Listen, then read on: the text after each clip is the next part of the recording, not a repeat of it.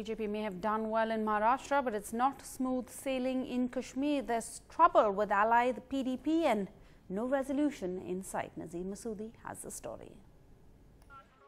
A truce meeting between the ruling allies today all but failed to end the tension. Not only is the PDP bitter at the BJP, snatching an extra seat in the upper house by engineering a defection, but hit out at the BJP's state in charge, Ram Madhav, for defending the Human Shield controversy. I do not agree with the statement. मुझे ये मालूम नहीं है वो किन के खिलाफ. Whom does he address when he says everything is fair in law and war?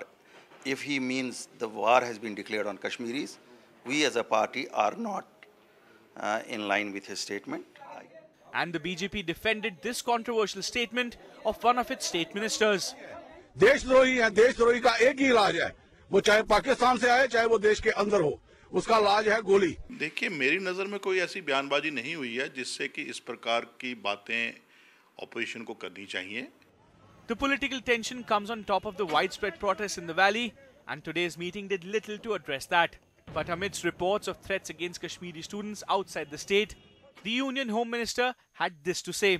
सभी मुख्यमंत्रियों से मैं अपील करता हूं कि यह सुनिश्चित करें कि किसी भी कश्मीरी नवयुवक के साथ कोई बदसलूकी देश के किसी भी हिस्से में नहीं होनी चाहिए, क्योंकि वह भी भारत के एक सम्मानित नागरिक हैं. It's only power that is binding PDP and BJP together in Jammu and Kashmir. Sources say Centre is unhappy with the state government over its inability to deal with the situation. PDP is miffed over the absence of peace initiative by the Centre that can help to resolve the crisis. In Srinagar, Nazir Masoodi for NDTV.